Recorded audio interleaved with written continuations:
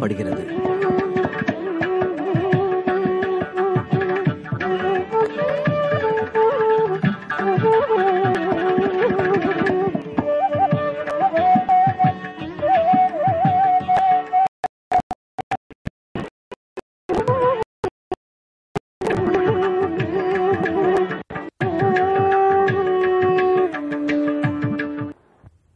ஆபதாம் அபர்த்தாரம் தாத்தாரம் சர்வசம்பதாம் லோகாபிராமம் ஸ்ரீராமம் பூயோ பூயோ நமாம்யா. மறுபடியும் நம் சிரங்களால் ராமனை வணங்குவோம். நம் அனைத்து செல்வத்தையும் அருளுபவர். இவர் ராமனுக்கே செல்வமாக இருப்பவள் சீதாதேவி. உரகடத்துள்ள கோதண்டராம சுவாமி கோயிலை உள்ளோம். செயல்பட்டு திருக்குன்றம் போகும் மார்க்கத்தில் உள்ளது இத்திருவில். இங்கே கோதண்டராமர் மூலவர் பட்டாபிஷேக திருக்கோலத்தில் தான் சீரியமாக அமர்ந்துள்ளார். தற்போது நாம் உற்சவரை வணங்குவோம். கோலம் நடுவாக ராமன் எழுந்துள்ள இருக்கிறார். திருக்கைகளில் பிடித்த வில், ஓர்புறத்தில் சீத்தை அல்லி மலரை கையில் பற்றி எழுந்துள்ள இருக்கிறாள். பொதுவாக தாமரை பற்றி இருப்பாள். ஆனால் அல்லிநாட் தாமரமேல் என்ன நச்சார் திருமொழியில் தனியன் பாசுரத்திலே அல்லி நாடு ஸ்ரீவில்லிபுத்தூர் அல்லிநாள். அல்லிநாள் தாமரை மேல் அல்லி மலராகட்டும் தாமரை மலராகட்டும் இதெல்லாம் பிராட்டிக்கே உண்டான புஷ்பங்கள். அல்லி மலரை கையிலே பற்றி சீதையை செய்தோம். அடுத்து லக்ஷ்மணன் எழுந்தருளியுள்ளார். ராமர், லக்ஷ்மணன், சீதை ஆகிய மூவரும் அசிமான திருக்கோலத்தில் உள்ளார்கள். இங்கிருக்கும் ராமனோடே மேலும் சிலரும் எழுந்தருளி உள்ளார்கள். ஸ்ரீனிவாசன் ராமனாலேயே ஏன் சீதையை தேடிச் சென்ற குரங்கு படையாலே கூட நெருங்க முடியாத திருவேங்கடம் அங்கிருக்கும் ஸ்ரீனிவாசனும் உள்ளார். சந்தான கோபால பெருமாள் அனைவருக்கும் மேலும் ஆரோக்கியம் செல்வம் ஆகிய அனைத்தையும் நமக்கு கொடுக்கும் சக்கரத்தாழ்வார், சுதர்சனாழ்வார் இவர்கள் அனைவரையும் இன்று நாம் தரிசித்துக் கொண்டோம். இருக்கும் ராமனை ராமன் புருஷோத்தமன் என்று வர்ணிக்கிறார்கள். புருஷர்களுக்குள்ளே திரை சிறந்தவன். ஆண்களில் மட்டுமல்ல, அனைத்து ஜீவர்களுக்கும் தலைவனாக இருப்பவன். உத்தம புருஷஸ்து அந்யஹ பரமாத்மத்யுதாகிருதஹ அதோஸ்மி லோகே வேதேச்ச பிரதிதஹ புருஷோத்தமஹ. இது கண்ணனுடைய கீதா. நானே புருஷோத்தமன்னு கண்ணன் கூறுகிறார். மனிதருள் மாணிக்கம்னு சொல்லுகிறோம். மனிதர்களுக்குள்ளேயே தலை சிறந்தவர். எப்படி எனில், எங்கெழுதருள் இருந்து தான் மன்னன் சக்கரவர்த்தி என்கிற அகங்காரம் துளியும் இல்லாமல் அனைவருக்குமாக தன்னை அமர்த்தி கொண்டவர். எந்த திருக்கோயிலுக்கு போனாலும் எளிதில் ராமனை தரிசிக்க அந்த ராமன் தலைவனாக இருந்தவனை கிட்டக்க போய் தான் தரிசித்திருக்க முடியுமா? அந்த நாட்டவர்களுக்கு கொடுத்தான். இன்று நமக்காகவும் இருக்கிறான் எம்பெருமான். ராமனை நின்ன திருக்கோலத்தில் தரிசித்துக் கொண்டு இனி ராமன் நடக்கப் போகிறான், பார்ப்போம். அயோத்தியா காண்டத்தில் 21வது சர்க்கத்தில் உள்ளோம். ராமன் கௌசல்யக்கு உபதேசம் பண்ண தொடங்குகிறார். மேகத்திடத்தில் ஒரு தன்மை உண்டு. கடலிலிருந்து தண்ணீரை முகந்து கொடும். பின்னால் அதே கடலில் வந்து பொழியும். எங்கிருந்து தண்ணீர் எடுத்ததோ அங்கே திருப்பி கொடுக்க.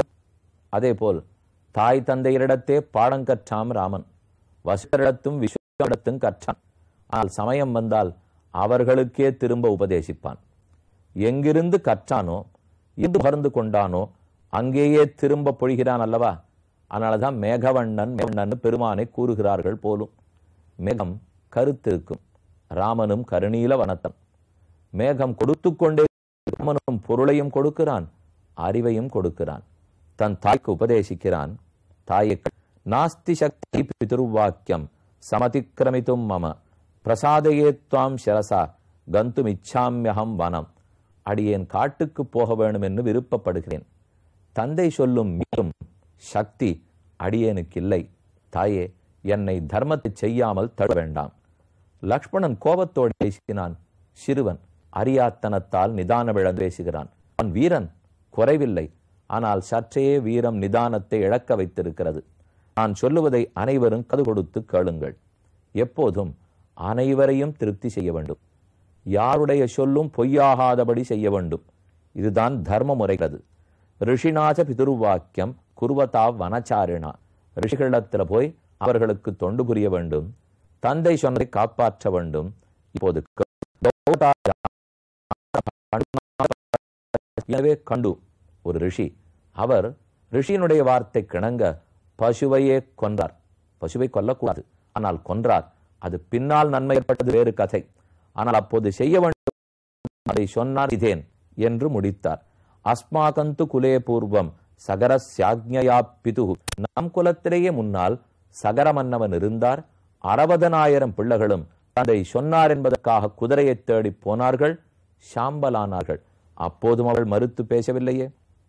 3 ஜாமதக்னேன ராமேண ரேணுகா நனீஸ்வயம் கிருத்தா பரசுனாரண்யே பிதுர்வச்சன காரணாத்.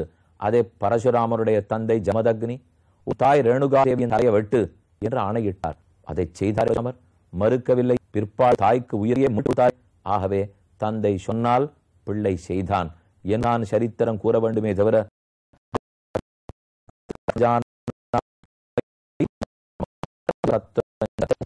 துராசதம். ஹே லக்ஷ்மணா, உன்னுடைய வீரம் எனக்கு தெரியும். அதே சமயத்தில் போலும் நாடு ஒண்ணும் ஆகாது. பரதன் நன்கு ராஜ்யத்தில்வான். தர்மோகி பரமோலோகே தர்மே சத்தியம் பிரதிஷ்டிதம் தர்ம சம்ஸ்கிருதம் அப்பேதது பிதுர்வச்சனம் உத்தம். யோசித்துப்பார். நான் நாட்டை அண்டுதான் தர்மத்தை நிலைநாட்ட வேண்டும் என்று நீ நினைக்கிறாய். தந்தை சொல்லை காப்பதும் தர்மம். நாட்டில் சென்று தவக்கூலம் பூண்டுவதும் தர்மம். ரிஷிகளிடத்தில் உபதேசம் பெறுவதும் தர்மம். தர்மம். தந்தை சொல்லை கேட்பதும் தர்மம். தாய் மனங்கோணாமல் நடப்பதும் தர்மம். அனைத்தும் தர்மம். இவைகளுள் இந்த ஒரு தர்மத்தை செய்ய வேண்டும் என்று ஏன் விருப்பப்படுகிறாய்? ஒரு தர்மம் நாட்டை ஆள்வது, மற்றதும் தர்மம் தானே. தர்மத்துக்குள் தர்மம் தாழ்ந்த தர்மமா லக்ஷ்மணா? நான் உயர்ந்த தர்மம் என்றால் நாட்டை ஆள்வது, தாழ்ந்த தர்மம் தந்தை சொல்படி நட. எந்த சொல்லிக் கொடுத்தார்? நாம் அனைவரும் தர்மத்தில் நிலைக்கும். எந்த செய்தாலும் அதே புண்ணியம், எந்த தர்மத்தை விட்டாலும் அதே பாவம். இதற்கு தெரியாதா? நான் தர்மத்தை விடுவதாக அதே தாம் கத தர்மமாசிரிய மாதைக்கும் மத் புத்திர் அனுகம்யதாம். புத்தியை சரியாக உபயோகப்படுத்து. உன்னுடைய எண்ணங்களுக்கு பாவங்களுக்கு இடம் கொடுக்காதே. எமோஷனல் ஆகாதே. வேண்டாம், லாஜிக்கலா பேசணும் என்ன சொல்றோம் இல்லையோ. நேர ராமன் சொல்லுகிறார், எங்க எமோஷனலா இருக்கணும்னோ இருக்கணும் லக்ஷ்மணா, இங்கு இல்லை. தர்மந்தான் கோலோச்ச வேண்டும். அதுதான் நாட்டில் தலைநிமிர்ந்து இருக்க வேண்டும். ராமன் கூறுகிறார், அனுமன்யமாம் தே கஷந்தமிதோவனம் சாபிதாசி மம பிராணை குரு ஸ்வஸ்தயனாயே. இதோ வணங்குகிறேன், என்னை நல்வழிப்படுத்து, எனக்கு ஆசீர்வாதத்தை மங்களம் கூறி என்னை போவிடு. நான் போன காரியத்தை நன்கு முடித்து விட்டு வர வேண்டும். அதுவரை பொறுமையோடு காத்துப்பாய். எங்களுக்கு மங்களாசாசனம் செய்கிறாயா? குருஸ்வஸ்தயனானி, எங்களுக்கு மங்களத்தை செய்வாய். தீர்ண பிரதிஜ்ஞவனாத் புனரேஷ்யாம் மகம் புரியும் யயாதிரிவாஜர்ஷி புராகித்வா புனர்திவம் त्वया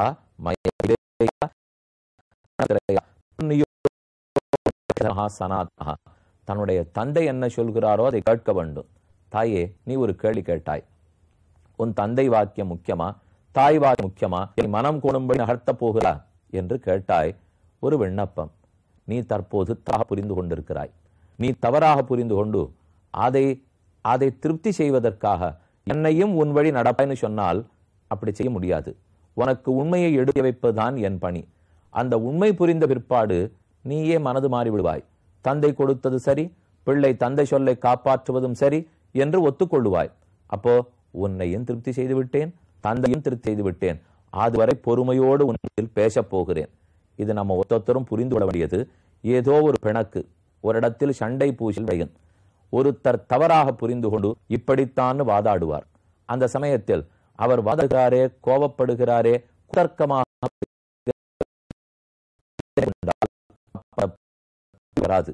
ஏன்னா அவர் அப்படி பேசுகிறார். அப்படி இருக்கும்போது, ஓ, இதில் உண்மை என என்ன இவருக்கு தெரியவில்லை, நாம் மெதுவே பொறுமை தவறாமல் எடுத்து கூறினோமானால் இவர் தெரிந்து கொள்ளுவார் என்கிற எண்ணத்தோட நாம் மெதுவா அலசி விஷயத்தை எடுத்துள்ள வேண்டும். சுலபத்தில் யார் புத்தியிலும் ஏறாது. மறுபடியும் கோபத்தில் தான் வெடிப்பார். நான் நிதானம் தவறாமல் 1/2 மணி நேரம் இதுதான் தர்மம், இதுதான் சரி, நீர் சொல்லுவது சரியல்ல என்று பொறுமாமல் சொல்லிக் கொண்டு வந்தால் எதிராளிக்கு கோபம் குறையும். அப்புறம்தான் என்ன சொல்லுகிறீர்னு கேட்குவார். கேட்க வந்த பிற்பாடும் நாம் நிதானமாக சொல்ல வேண்டும்.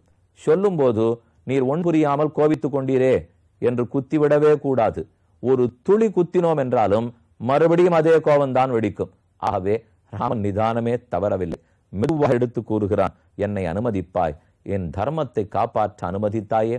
ஒரு பிள்ளையின் தர்மத்தை அளிப்பது தாய்க்கு தர்மம் அல்லவா? அதை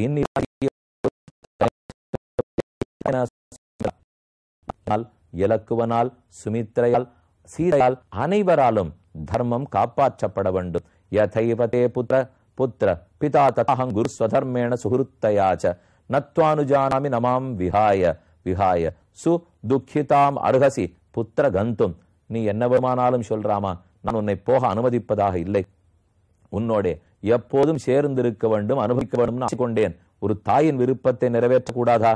ராமன் மறுபடியும் கூறுக, அகம் ஹிதே லக்ஷ்மண நித்தியமேவ ஜானாமி பக்திஞ்ச பராக்கிரமஞ்ச. தாயே, உன்னுடைய அன்பும் எனக்கு புரியும், லக்ஷ்மணனுடைய பக்தி தெரிகிறது, அவன் கோபமும் புரிகிறது. ஆனால் நீங்கள் யோசித்து பார்த்தால் எந்த மரபில் பிறந்திருக்கிறோம்? நாம் பட்டத்துக்குரிய ராணி, மக்கள் நம்மை எதிர்பார்ப்பார்கள். நாம் என்ன நடவடிக்கிறோமோ அதை அனைவரும் பார்த்து கொண்டிருக்கிறார்கள். பலரும் அதை தொடர்ந்து நடப்பார்கள். ஆகவே முக்கியமான நிலையில் நாம் இருக்கிறோம். தப்பான முடிவெடுக்க முடியாது.